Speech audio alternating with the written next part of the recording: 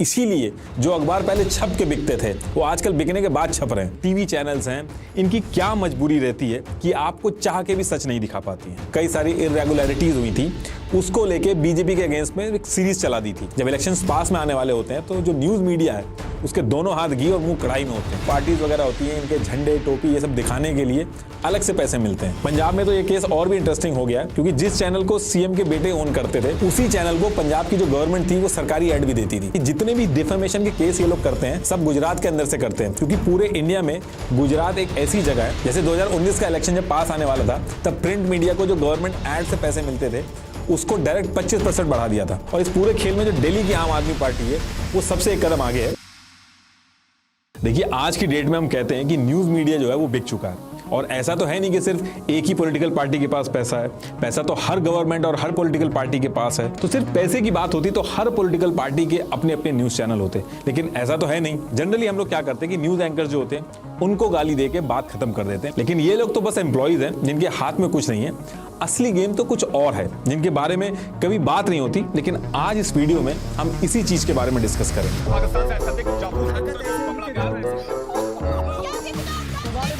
दरअसल मैं ये महसूस करने की, आपको महसूस कराने की कोशिश कर रहा हूँ।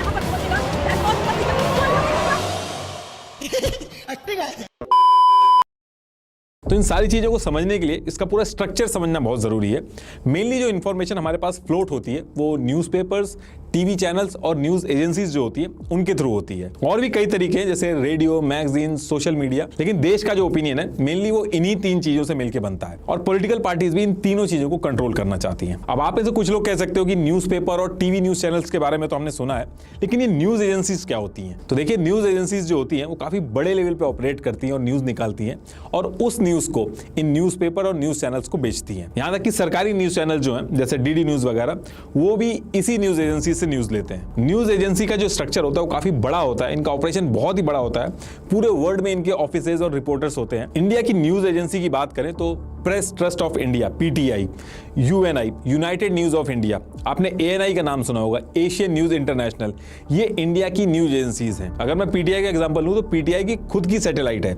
गवर्नमेंट से लेके the Hindu, NDTV, times of India, Indian express, ये सब पीटीआई के सब्सक्राइबर हैं। तो ये जो न्यूज एजेंसीज हैं ये न्यूज निकालती हैं और अपने सब्सक्राइबर्स को बेचती हैं। इनके जो सब्सक्राइबर्स हैं वो गवर्नमेंट से लेके बड़े बड़े न्यूज़पेपर और टीवी चैनल्स हैं। तो ये जो टीवी न्यूज चैनल होते हैं, न्यूज़पेपर होते हैं, ये अपने बजट के हिसाब से उतने रिपोर्टर्स रखते हैं और बाकी की जो न्यूज होती है वो डायरेक्ट न्यूज एजेंसी से खरीद लेते हैं। जैसे आप सुनते होंगे कि एजेंसी के हवाले से खबर आ रही है तो वो खबर इसी न्यूज एजेंसी की होती है। जैसे ये पेज द प्रिंट का है लेकिन साइड में लिखा है पीटीआई, मतलब कि ये न्यूज यहां से ली गई है। आप देखते होंगे एएनआई का जो माइक है वो हर न्यूज फुटेज में दिखता होगा, तो एएनआई फुटेज लेके टीवी न्यूज चैनल्स को बेच देता है। और अभी लास्ट एक साल से पीटीआई जो है वो भी वीडियोस में आ गया तो वो भी फुटेज वगैरह देता है। तो अगर किसी को पूरे देश के ओपिनियन पे कंट्रोल करना है तो न्यूज एजेंसीज, न्यूज़पेपर और टीवी चैनल्स तीनों पे कंट्रोल करना होगा। ये तीनों अगर चालें तो लोगों को सरकार के सपोर्ट या फिर अपोज में खड़ा करने का दम रखती हैं, क्योंकि आम जनता जो होती है वो खुद थोड़ी लोकेशन पे जाके इंफॉर्मेशन कंफर्म करती है,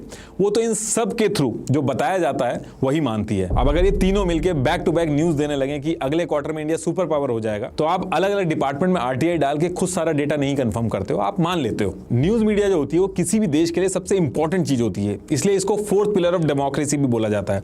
गवर्नमेंट का असली अपोजिशन जो होता है वो मीडिया ही होता है। दुनिया भर की गवर्नमेंट जब वॉर वगैरह पे जाती हैं तो सोल्जर से पहले न्यूज मीडिया को रेडी करती हैं ताकि लोगों को समझाया जा सके कि ये वॉर करना कितना ज्यादा इंपॉर्टेंट है देश के लिए। अब देखिए, आगे बढ़ने से पहले मैं आपको बता दूं कि टाइम के साथ साथ न्यूज़पेपर्स की खबरों को लिखने में भी चेंजेस आए हैं। पहले जो न्यूज राइटर्स को घंटों लगते थे स्क्रिप्ट लिखने में, आज की डेट में एआई और चैट जीपीटी के थ्रू वो न्यूज चुटकियों में लिख लेते हैं। और अगर आपको भी जानना है कि एआई और चैट जीपीटी से ये सब कैसे किया जा सकता है तो मैं आपको रिकमेंड करूंगा एक इंडियन स्टार्टअप जो आपको इसका मास्टर बना सकता है, वो भी फ्री में।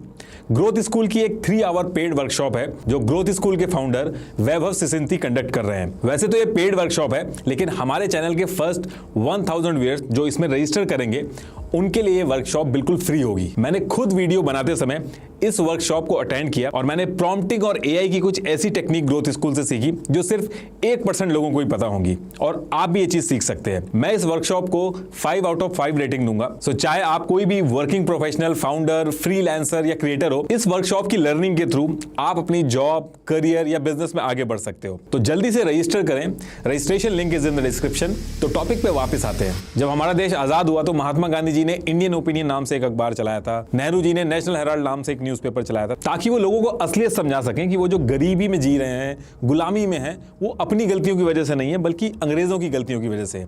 तभी सारे लोग एकजुट हो पाए। अगर आज की तरह उस टाइम पे अखबार ब्रिटिशर्स के हाथों बिक जाते तो बड़ी आसानी से सबको समझा दिया जाता कि ईस्ट इंडिया कंपनी देश के लिए कितनी बेनिफिशियल है। जब एक पॉलिटिकल पार्टी न्यूज मीडिया को कंट्रोल कर लेती है तब वो लोगों को वो चीज भी इनडायरेक्टली समझा पाती है जो वो खुलेआम नहीं बोल सकती है। आप जो वोट देते हो किसी कैंडिडेट को, वो आप देते हो बेस्ड ऑन इंफॉर्मेशन अवेलेबल उस कैंडिडेट के बारे में। अगर वो इंफॉर्मेशन ही गलत हो तो आपको लग रहा है कि आप अपनी मर्जी से वोट दे रहे हो, लेकिन आपसे वोट डलवाया जा रहा है। तो अब डिस्कस करते हैं कि ये जो न्यूज़पेपर हैं, न्यूज एजेंसीज हैं, टीवी चैनल्स हैं, इनकी क्या मजबूरी रहती है कि आपको चाह के भी सच नहीं दिखा पाती हैं। तो पहले न्यूज़पेपर की बात करें तो टाइम्स ऑफ इंडिया जो है वो इंडिया का सबसे बड़ा न्यूज़पेपर है और पूरी दुनिया में सबसे ज्यादा बिकने वाला इंग्लिश न्यूज़पेपर है। टाइम्स ऑफ इंडिया का एक न्यूज़पेपर करीब 48 पेजेस का होता है जो 5 रुपए में बिकता है। इस 5 रुपए में से 40% यानी कि 2 रुपए डिस्ट्रीब्यूटर और ट्रांसपोर्ट का होता है, न्यूज़पेपर बॉय वगैरह जो होते हैं। इसके अलावा एक पेज को प्रिंट करने की कॉस्ट 25 पैसे के करीब लगती है, तो 48 पेजेस के हिसाब से 12 रुपए तो प्रिंटिंग के लग जाते हैं। तो अभी जो मैंने न्यूज एजेंसी के बारे में बताया था, तो उनसे न्यूज लेते हैं,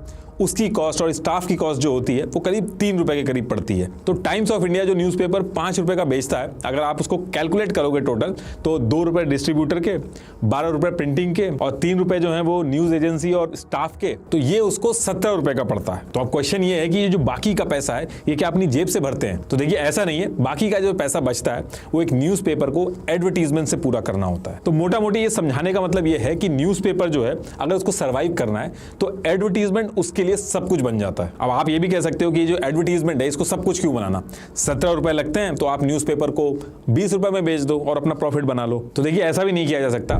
टाइम्स ऑफ इंडिया ने जनवरी 2022 से जून 2022 तक डेली 16 लाख न्यूज़पेपर घर घर में जाके भेजे। तो अगर वो न्यूज़पेपर का दाम बढ़ा के इसको पूरा करने की कोशिश करेंगे तो उसका सर्कुलेशन कम हो जाएगा और उनको बुरी तरीके से नुकसान होगा। और जो एडवर्टाइजर्स आते हैं वो भी नहीं आएंगे। बस एक द हिंदू जो न्यूज़पेपर है वो 10 रुपए का बिकता है और वो इसलिए बिकता है क्योंकि उसकी एक लॉयल ऑडियंस है और यूपीएससी वगैरह की जो प्रिपरेशन करते हैं वो भी इसको बहुत ज्यादा पढ़ते हैं। इसके बाद जितने भी न्यूज़पेपर हैं वो सारे कम में ही बिकते हैं। पहली चीज तो यह कि जब टाइम्स ऑफ इंडिया ही कम में बेच रहा है तो बाकी न्यूज़पेपर की भी मजबूरी हो जाती है उसको कम में बेचना, क्योंकि अगर ऐसा नहीं करेगा वो तो कोई और लेगा ही नहीं उसको। अब देखिए जो एडवर्टाइजर है जो पैसा देके अपना ऐड करवा रहा है न्यूज़पेपर के अंदर, वो उसी न्यूज़पेपर को प्रेफरेंस देता है जिस न्यूज़पेपर के ऑडियंस की परचेजिंग पावर ज्यादा होती है। तो ऐसा माना जाता है कि जो इंग्लिश बोलते और पढ़ते हैं उनकी परचेजिंग पावर ज्यादा होती है, तो इंग्लिश न्यूज़पेपर के ऐड जो होते हैं वो ज्यादा महंगे होते हैं। और क्योंकि एडवर्टाइजर्स का फोकस जो है वो उन न्यूज़पेपर्स पे होता है जिनकी ऑडियंस की परचेजिंग पावर ज्यादा होती है, तो हिंदी न्यूज़पेपर हो या फिर इंग्लिश न्यूज़पेपर हो, जो प्रिविलेज ऑडियंस है जो न्यूज़पेपर खरीद के पढ़ सकती है, उसी ऑडियंस के हिसाब से न्यूज़ सर्व करता है। और वैसे भी ये जो 5 रुपए का जो न्यूज़पेपर है भले ही कम लगे, लेकिन एक गरीब मजदूर, किसान और पिछड़े इलाकों के लोगों के लिए ये 5 रुपए भी बहुत महंगे होते हैं। तो ऐसे केस में जो न्यूज़पेपर है ये एक प्रोडक्ट बन जाता है जिसकी ऑडियंस गरीब लोग नहीं है बल्कि प्रिविलेज लोग हैं जो न्यूज़पेपर खरीद सकते हैं। इसलिए न्यूज़पेपर के अंदर जो न्यूज़ होती हैं जैसे कि Bollywood, sports, celebrity gossip, business leaders, ये सारी न्यूज़ जो होती है प्रिविलेज रीडर्स के लिए ही होती है। और देश का जो काफी बड़ा गरीब तबका है वो पूरी तरीके से कट जाता है न्यूज़पेपर की खबरों से। मुंबई, दिल्ली, बैंगलोर में 1 घंटे भी अगर बारिश हो जाए उस पर घंटों कवरेज चलती है, लेकिन छोटे छोटे गाँव अगर पूरी तरीके से भी पानी में डूब जाए तो कोई नहीं पूछता है। टाइम्स ऑफ इंडिया देश का सबसे बड़ा न्यूज़पेपर होने के बाद भी उसका 2018 का जो रेवेन्यू है वो 10,000 करोड़ था और उसका जो प्रॉफिट था वो 681 करोड़ था। और ये जो प्रॉफिट मैं आपको बता रहा हूँ देश के इतने बड़े न्यूज़पेपर के हिसाब से काफी कम है। इंडिया के सबसे बड़े न्यूज़पेपर से ज्यादा तो एक बल्ब बनाने वाली कंपनी कमा लेती है। और ये एक बहुत ही डेंजरस सिचुएशन है क्योंकि जो न्यूज़पेपर कंपनी देश के एक बड़े तबके का ओपिनियन बना रही है और उसके बाद भी प्रॉफिट नहीं बना पा रही है, तो ऐसे केस में उसको कंट्रोल करना छोटे मोटे पॉलिटिशियन और बिजनेस के लिए भी बहुत आसान हो जाता है। अब आप ये भी कह सकते हो कि ये तो प्योर बिजनेस है, तो इसमें पॉलिटिकल पार्टीज और गवर्नमेंट के इशारों पर ये लोग क्यों नाचते हैं? तो थोड़ा सा वेट करिए, अभी आपको समझाता हूं मैं। अब देखिए, न्यूज़पेपर तो फिर भी काफी हद तक कमा लेता है, लेकिन टीवी न्यूज चैनल जो है उनका तो इनसे भी बुरा हाल है। आपका जो टीवी सर्विस प्रोवाइडर है उसकी वेबसाइट पे जाइएगा और न्यूज चैनल के जो मंथली सब्सक्रिप्शन है उसके रेट चेक करिएगा।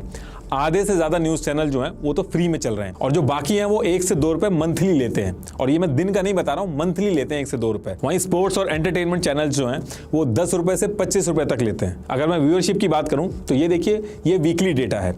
एंटरटेनमेंट और स्पोर्ट्स चैनल जो हैं वो व्यूअरशिप में बहुत आगे हैं, इसलिए यहाँ पे भी सारा जो एडवर्टीजमेंट है वो स्पोर्ट्स चैनल और एंटरटेनमेंट चैनल के पास चला जाता है। अब देखिए, एक न्यूज़ चैनल चलाने में करोड़ों रुपए लगते हैं, लेकिन सब्सक्रिप्शन से इनकी कॉस्टिंग पूरी नहीं हो सकती है। और जो टीवी एडवर्टीजमेंट होते हैं वो भी व्यूअरशिप की वजह से एंटरटेनमेंट और स्पोर्ट्स चैनल्स हैं उनके पास चले जाते हैं। और इसके बाद भी अगर एक न्यूज़ चैनल गरीबों के मुद्दे दिखाएगा और किसानों की बातें करेगा तो उसकी व्यूअरशिप और गिर जाती है। तो इसलिए मसाला और भूत प्रेत की जो न्यूज़ होती है उसको दिखा के लोग व्यूअरशिप मेंटेन करते हैं, ताकि एड्स कम से कम थोड़े बहुत तो आते रहें। अगर हम बाहर के देशों के न्यूज़ चैनल्स की बात करें तो वो अपनी 70% कमाई जो है वो टीवी चैनल्स के सब्सक्रिप्शन से ही पूरा कर लेते हैं। उनकी डिपेंडेंसी एडवर्टीजमेंट पे उतनी नहीं है जितनी इंडिया के अंदर है। बाहर के न्यूज़ चैनल डॉक्यूमेंट्री वगैरह भी काफी हाई क्वालिटी बनाते हैं, ताकि जिन लोगों ने उनको सब्सक्राइब किया उनको क्वालिटी कंटेंट मिले। जो हाउस ऑफ कार्ड जो सीरीज है उसकी एक सीरीज की कॉस्ट 30 करोड़ रुपए है, वहीं बिग बॉस का एक एपिसोड 4 करोड़ के करीब बन जाता है, और उससे ज्यादा व्यूअरशिप आती है बिग बॉस की। यूके के अंदर एक आदमी को टीवी चैनल देखने के लिए लाइसेंस लेना होता है, वो करीब होता है 159 पाउंड का, तो करीब 14,000 रुपए के लगभग पड़ता है। तो यूके के जो बीबीसी वगैरह हैं इनके पास इंडियन न्यूज चैनल के कंपैरेटिवली ज्यादा फंड्स होते हैं, इसलिए उनके कंटेंट की क्वालिटी भी ज्यादा होती है। तो देखिए, अभी तक के डिस्कशन में आपको ये समझ में आ गया होगा कि न्यूज़पेपर हो या फिर टीवी चैनल्स, सबके सर्वाइवल के लिए एडवर्टीजमेंट कितना जरूरी है। और इंडिया के अंदर जो सबसे बड़ा एडवर्टाइजर है वो है सेंट्रल और स्टेट गवर्नमेंट। एक कंपनी के कंपैरेटिवली गवर्नमेंट के पास हजारों स्कीम्स, ऑफर्स, डिपार्टमेंट और प्रोजेक्ट्स होते हैं प्रमोट करने के लिए। जैसे सरकारी बैंक जो होते हैं उनकी अलग अलग योजनाएं होती हैं, लाइफ इंश्योरेंस कॉर्पोरेशन, अलग अलग टूरिज्म बोर्ड्स, रेलवेज, सरकारी इंडस्ट्रियल्स, माइनिंग कंपनीज, बहुत सारे एडवर्टीजमेंट होते हैं जो कि सरकारी होते हैं और ये इनको करवाने होते हैं। और ध्यान रखिएगा, ये जो मैं एडवर्टीजमेंट की बात कर रहा हूं ये गवर्नमेंट एडवर्टीजमेंट की बात कर रहा हूं। जो पॉलिटिकल पार्टीज चुनाव के टाइम पे ऐड करती हैं वो अलग है। इससे हमने भले ही लास्ट लोकसभा इलेक्शन में 60,000 करोड़ से ज्यादा खर्च किए हों, भले ही हम पूरे वर्ल्ड में इलेक्शन में सबसे ज्यादा पैसा खर्च करते हों,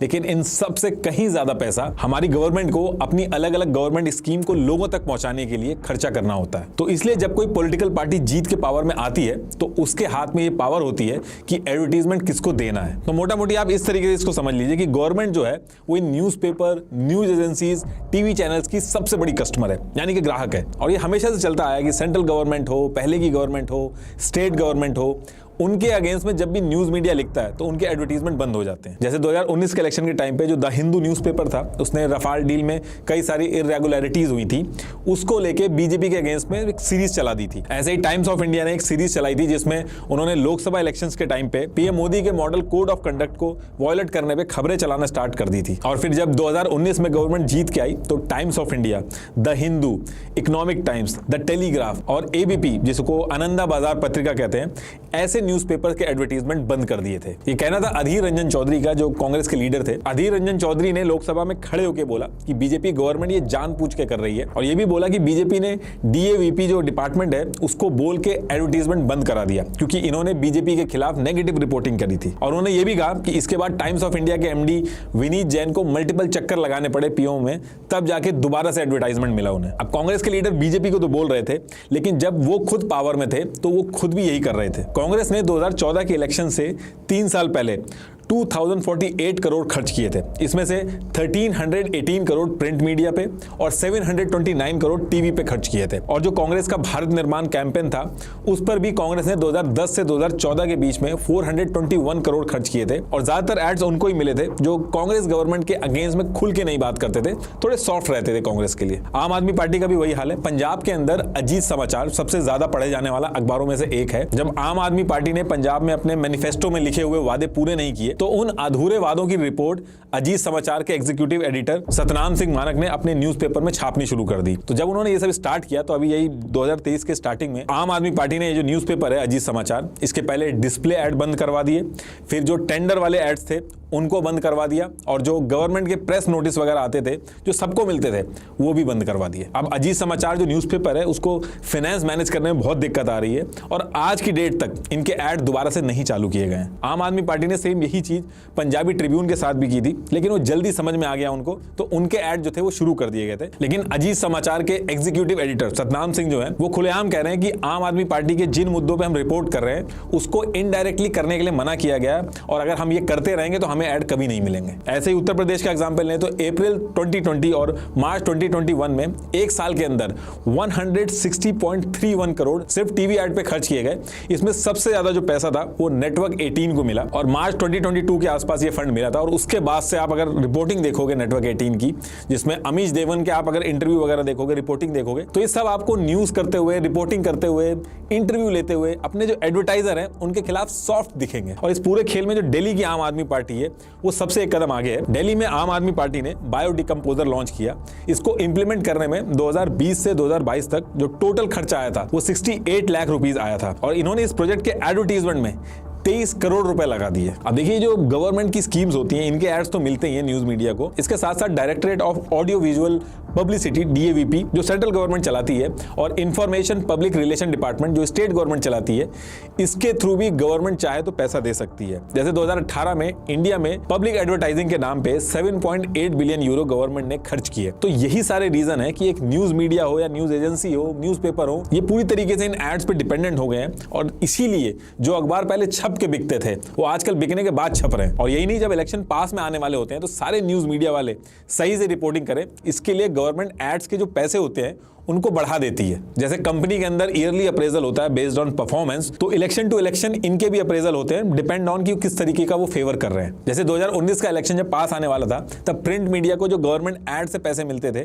उसको डायरेक्ट 25% बढ़ा दिया था, और उसके कुछ दिन बाद प्राइवेट टीवी चैनल जो थे उनके एडवर्टाइजिंग राइट जो थे उसको 11% बढ़ा दिया था। और एक्सपर्ट्स ये भी कह रहे हैं कि 2024 का जो इलेक्शन आने वाला है इससे पहले जो न्यूज एजेंसीज हैं, न्यूज चैनल्स हैं, इनके जो रेट्स हैं वो फिर से बढ़ाए जाएंगे। और ये जो मैं अभी आपको बता रहा हूँ ये तो गवर्नमेंट एड्स की बात कर रहा हूं मैं। जब इलेक्शंस पास में आने वाले होते हैं तो जो न्यूज मीडिया है उसके दोनों हाथ घी और मुंह कढ़ाई में होते हैं। ये जो अलग अलग इंडिविजुअल पार्टीज वगैरह होती हैं, इनके झंडे, टोपी ये सब दिखाने के लिए अलग से पैसे मिलते हैं। Broadcast audience research council BARC, इसका एक डेटा है जिसमें कांग्रेस और बीजेपी एड्स पर पैसे खर्च करने में टॉप 10 में है, और बीजेपी कांग्रेस से भी आगे है। बीजेपी ने 12 नवंबर 2018 से 16 नवंबर 2018 तक 22,099 टाइम्स टीवी पे ऐड चलाए, जो पूरे इंडिया का जो सेकंड लार्जेस्ट एडवर्टाइजर है उससे भी डबल था। ये चार्ट भी देख लीजिए लैंग्वेज वाइज टीवी चैनल्स को कैसे पैसे बांटे जाते हैं। शुरू में मैंने न्यूज एजेंसीज के बारे में बात किया था जो इतनी पावरफुल होती है कि इनके खुद के सैटेलाइट्स वगैरह होते हैं।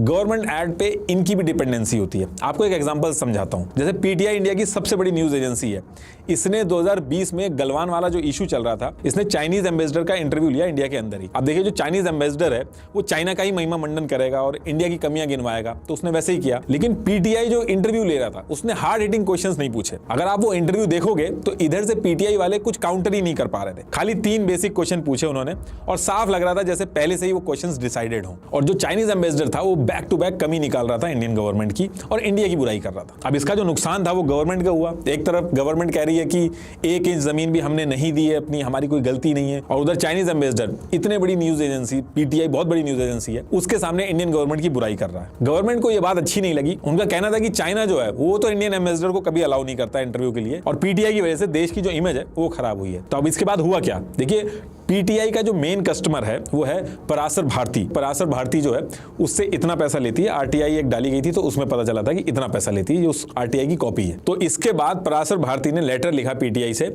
और कहा कि जो आप कर रहे हो इसके बाद हमें अपने रिलेशन जो है वो रीवैल्यूएट करने होंगे। और इस इंसिडेंट के बाद आप अगर देखोगे तो जो बाकी की न्यूज एजेंसीज हैं जैसे ANI वगैरह है, इनको इंपॉर्टेंस ज्यादा मिलने लगी। सारे मिनिस्टर्स के जो इंटरव्यू हैं वो ANI पे मिलने लगे। तो इस तरह से गवर्नमेंट इनको हैंडल करती है। देखिए, न्यूज चैनल्स को सर्वाइव करने के लिए काफी कुछ करना होता है। और मान लीजिए आप पढ़ाई करके एक न्यूज चैनल को ज्वाइन करते हैं और कहते हैं कि हम सच्चाई का आईना दिखाएंगे, हम ये सब रिपोर्टिंग नहीं करेंगे, तो दूसरे ही दिन आपको हटा के किसी और को जगह दे दी जाएगी। और बाकी कहीं भी अगर आप जॉब करेंगे तो बाकी न्यूज चैनल के साथ भी तो वही है, तो आपका जो करियर है वही दाव पे लग जाएगा। और जो न्यूज चैनल रूलिंग गवर्नमेंट के अगेंस्ट में ज्यादा रहते हैं तो प्राइवेट कंपनीज जो है वो भी बचती है उनको ऐड देने के लिए, ताकि जो रूलिंग गवर्नमेंट है उससे उनकी बात ना खराब हो जाए। अच्छा, ये जो एडवर्टीजमेंट का पूरा गेम है इसमें कभी कभी ऐसा भी होता है कि गवर्नमेंट को उल्टा चूना भी लग जाता है। ये जो अलग अलग पार्टियों के कार्यकर्ता वगैरह होते हैं जो अपनी प्रोफाइलों में समाज सेवक वगैरह लिख के घूमते हैं, तो ऐसा भी केस हुआ है कि कुछ सिचुएशन में कार्यकर्ता अपनी पार्टियों को भी धोखा दे देते हैं पैसा बनाने के लिए। 2015 में directorate of advertising and visual publicity DAVP ने एक ऐसे ही रैंडम इंक्वायरी की कि जो गवर्नमेंट पैसा देके ऐड करवा रही है ये किसको किसको जा रहा है उसको चेक करने की कोशिश की। उन्होंने लाइन से एडवर्टाइजिंग लिस्ट जो थी उस पर नंबर मिलाना चालू किया, तो कोई नंबर तो लॉन्ड्री शॉप का निकला, कोई कॉल सेंटर का निकला। एक्चुअल में न्यूज़पेपर जो थे वो एग्जिस्ट ही नहीं करते थे, लेकिन गवर्नमेंट से ऐड के पैसे लेके ये जो समाज सेवक थे ये समाज भक्षक का काम कर रहे थे। अब देखिए होता क्या है कि अगर ऐड के पैसे से भी कुछ न्यूज एजेंसीज या न्यूज़पेपर कंट्रोल में नहीं होते हैं तो फिर गवर्नमेंट यूज करती है SLAP स्लैप स्ट्रैटेजी, यानी कि strategic law suits against public participation.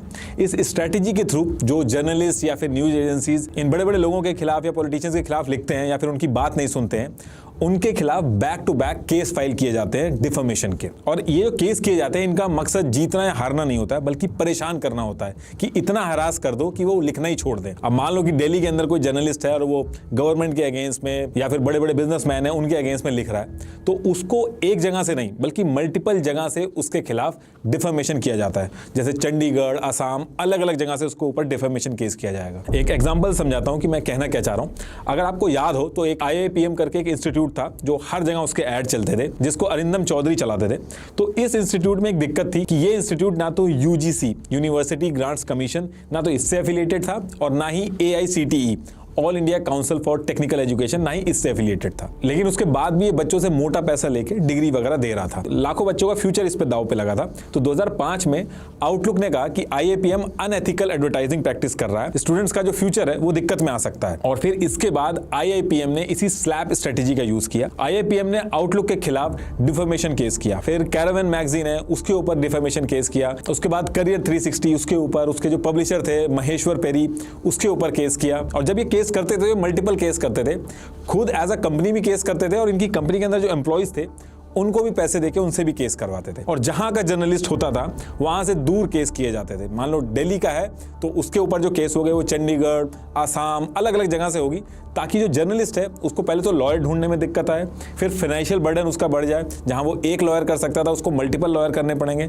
इस तरीके से हरास करना चालू किया। तो मोटा मोटी ऐसे समझिए कि एक जर्नलिस्ट या न्यूज एजेंसी की कॉस्ट इतनी बढ़ा दो कि वो आपके बारे में लिखना ही बंद कर दे। और यही सेम चीज IIPM के साथ भी हुई। इसने इतने केस बैक टू बैक करे और इतने सारे लोगों पे करे कि एक टाइम ऐसा आ गया था कि कोई भी न्यूज एजेंसी इतना कुछ देखने के बाद भी लिख ही नहीं पा रही थी इनके खिलाफ। और आगे चल के ये लोग केस जीते भी, लेकिन उसका कोई फायदा नहीं हुआ, क्योंकि उतने टाइम तक ये लोग हरास हो चुके थे और जो खबरें थी वो बाहर आना बंद हो गई थी। और यही सेम स्ट्रेटेजीज बड़ी कंपनीज जो होती हैं, पॉलिटिकल पार्टीज होती हैं, गवर्नमेंट होती हैं, ये न्यूज मीडिया और जर्नलिस्ट के खिलाफ यूज करती है अगर वो उनके कंट्रोल से बाहर हो जाते हैं। जैसे अनिल अंबानी के खिलाफ बहुत सारी न्यूज आ रही थी, तो 2018 जनवरी के बाद फाइनेंशियल टाइम्स, ब्लूमबर्ग और इंडियन पब्लिकेशन जैसे the Economic Times, the Financial Express, the Week, the Tribune, NDTV, इन सब के ऊपर बैक टू बैक केस किए जब तक लिखना बंद नहीं किया इन्होंने।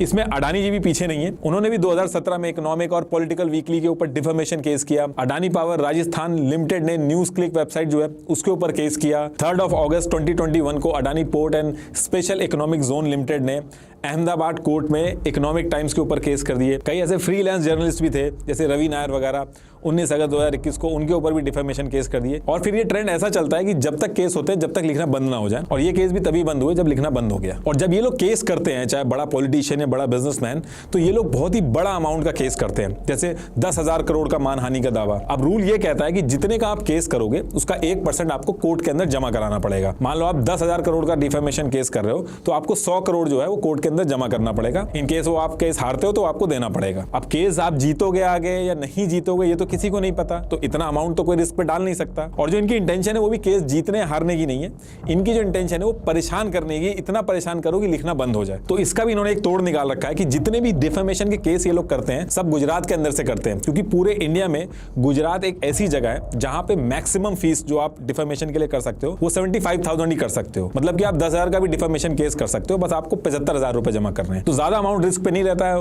वर्स्ट केस सिनेरियो में केस हार भी जाए तो 75,000 रुपए चले जाते हैं। लेकिन इन सब चीज़ों की वजह से इतना हरासमेंट होता है, इतने वकील लगते हैं, इतना ट्रैवल, इतना पैसा लगता है कि जो मीडिया इंडस्ट्री है और जो जर्नलिस्ट वगैरह है वो लिखना बंद कर देते हैं। तो ये स्लैब स्ट्रेटेजी है, ये भी यूज करते हैं लोग। अब एडवर्टीजमेंट का जो पैसा है उसको देके भी अगर मीडिया कंट्रोल में नहीं आता है, डिफॉर्मेशन के केसेस जो हैं डरा धमका के, उससे भी अगर मीडिया कंट्रोल में नहीं आता है, तो नेक्स्ट ऑप्शन आता है उसको खरीदने का। मीडिया कंसोलिडेशन के बारे में आप एक सर्च मारिएगा तो आपको पता चलेगा। इसमें बेसिकली ये है कि कुछ लोग पूरे मीडिया को कंट्रोल करके पूरे देश का ओपिनियन डिसाइड करते हैं। अब देखिए होता क्या कि बाकी इंडस्ट्री जो है उसके मुकाबले मीडिया कंपनीज जो हैं वो छोटी हैं, भले ही हजारों करोड़ कमाती हूं, लेकिन उनके कंपैरेटिवली काफी छोटी हैं।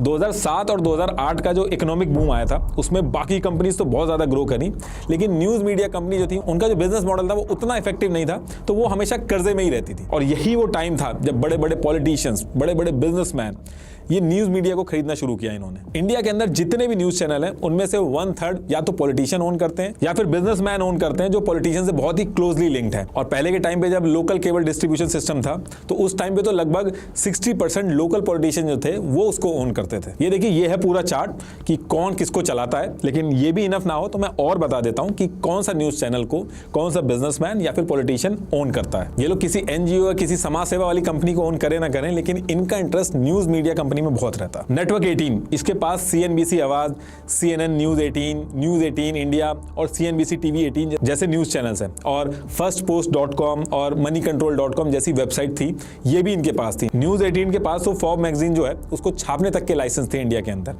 रिलायंस फैमिली के अगेंस्ट में न्यूज 18 जो था वो काफी अच्छा नहीं लिखता था। ये लोग रिलायंस फैमिली के काफी खिलाफ थे और कई बार झड़प होने के बाद जब कोई ऑप्शन नहीं बचता है तो जनवरी 2022 में रिलायंस ने नेटवर्क 18 में 1700 करोड़ का इन्वेस्टमेंट किया और 2 साल बाद 30 मई 2014 को रिलायंस ने नेटवर्क 18 का पूरा कंट्रोल अपने पास ले लिया। अगर आपको याद हो तो उस पर्टिकुलर टाइम पे अरविंद केजरीवाल मुकेश अंबानी के गैस डील पर सवाल खड़े कर रहे थे। वो रोज टीवी पे आके मुकेश अंबानी के खिलाफ कुछ ना कुछ बोल ही रहे थे। अक्टूबर एंड नवंबर 2012 में अरविंद केजरीवाल ने 2 प्रेस कॉन्फ्रेंस की। उसमें उन्होंने कहा कि अंबानी के पास स्विस बैंक अकाउंट है जिसमें ब्लैक मनी है और रिलायंस इंडस्ट्री ने सरकार को ब्लैकमेल करने के लिए केजी गैस वेल जो है उसमें प्रोडक्शन कम कर दिया है। इसके 2 महीने बाद जनवरी 2013 में जिन न्यूज़पेपर ने केजरीवाल की जो प्रेस कॉन्फ्रेंस थी उनको लाइव ब्रॉडकास्ट किया था, उनको रिलायंस के लॉयर्स ने लीगल नोटिस भेजे। क्वार्ट्ज इंडिया की एक रिपोर्ट है, उसके हिसाब से नेटवर्क 18 ने खरीदने के बाद और जब सारे एम्प्लॉइज ने रेजिग्नेशन मार दिया उसके बाद रिलायंस के एग्जीक्यूटिव ने नेटवर्क 18 के जर्नलिस्ट के लिए एक टाउन हॉल मीटिंग करी जिसमें साफ समझाया गया कि अब अरविंद केजरीवाल को